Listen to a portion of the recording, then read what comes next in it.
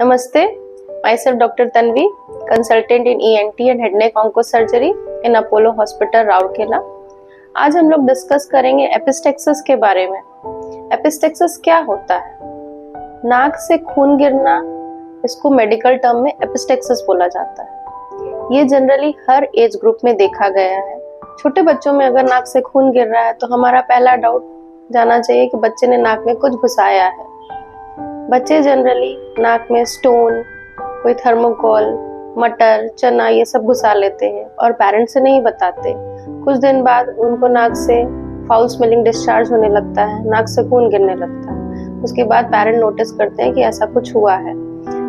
इस केस में हम लोग को जनरली फॉरेन बॉडी को रिमूव करना पड़ता है। बच्चों में जनरली फिंगर नेल ट्रॉमा भी बहुत कॉमन है। ये साइकेट्रिक पेशेंट्स में भी देखा जाता है। अगर कोई टीनेज आपके पास आया है और उनमें नाक से खून गिर रहा है एक्सक्लूसिवली इन मेल्स, तो आपको पहले देखना पड़ेगा उनमें कोई ट्यूमर तो नहीं है।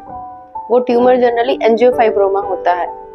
ये बिनाइन ट्यूमर है बट ये लोकली इन्वेसिव ट्यूमर है। इसका एक्सटेंशन इंट्राक्रेनियली भी हो जाता है। इसलिए इस केस में हम लोग को नेजल पैकिंग करना पड़ेगा और ब्लीडिंग कंट्रोल होने के बाद एम्बोलाइजेशन आफ्टर दैट सर्जरी।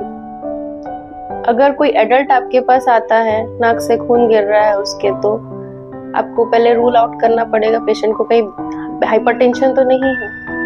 अगर बीपी बढ़ा हुआ है तो आपको बीपी कंट्रोल करना है, नेजल पैकिंग करना है, पेशेंट का वाइटल्स देखना है, पेशेंट कहीं हाइपोवोलेमिक शॉक में तो नहीं है। पेशेंट अगर ओल्ड एज में आता है उस केस में नाक में ट्यूमर होने का चांस बहुत ज़्यादा है, जनरली इन 70 to 80। उस केस में आपको पेशेंट का सीटी स्कैन जरूर कराना है।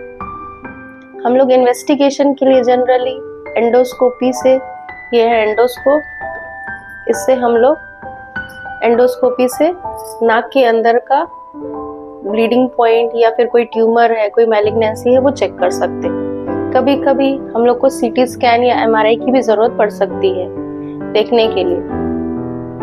अच्छा, पेशेंट का नाक से खून गिर रहा है और अगल बगल आपके पास कोई मेडिकल फैसिलिटी नहीं है, तो आपको क्या करना है? आपको दोनों नोस्ट्रिल को क्लोज करना है, सामने झुकना है, मुंह से लंबा लंबा सांस लेना है, 10 मिनट तक नाक को ऐसे दबाए रखना है, तो आपका ब्लीडिंग बंद हो जाता है।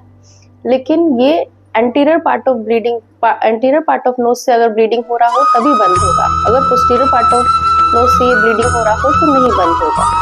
उस केस में आपको नेजल पैकिंग ही करना पड़ेगा। तो पेशेंट अगर आया है तो हम लोग सबसे पहले क्या करते हैं? पेशेंट का वाइटल्स चेक करते हैं, देखते हैं पेशेंट का पल्स क्या है, बीपी क्या है। पेशेंट को एक्टिव ब्लीडिंग हो रहा हो तो हम लोग पैकिंग करते हैं। जनरली पैकिंग 2 तरह का होता है, एंटीरियर पैकिंग, पोस्टीरियर पैकिंग। कभी कभी एंटीरियर पैकिंग से ब्लीडिंग बंद हो जाता है बट कभी कभी पोस्टीरियर पैकिंग भी लगता है। उसके बाद आपको पेशेंट का हिस्ट्री लेना है, कहीं पेशेंट कोई ड्रग तो नहीं लेता जिससे, जैसे कि ब्लड थिनर, उसकी वजह से कभी कभी ब्लीडिंग होता है। पेशेंट अल्कोहलिक तो नहीं है। कुछ ब्लड पैरामीटर्स भी हम लोग को चेक करने पड़ते हैं, जैसे पीटीएन, आरबीटी-सीटी, कुछ प्लेटलेट में कुछ प्रॉब्लम हो, उसकी वजह से भी ब्लीडिंग हो सकता है। तो इसीलिए अगर कभी भी आपके नाक से ब्लीडिंग हो रहा है तो प्लीज़ अपने लोकल ईएनटी स्पेशलिस्ट के पास विजिट करिए और चेकअप कराइए क्यों हो रहा है। हर एज में मैंने बता दिया है किस वजह से क्या क्या, किस वजह से ब्लीडिंग हो सकता है। धन्यवाद।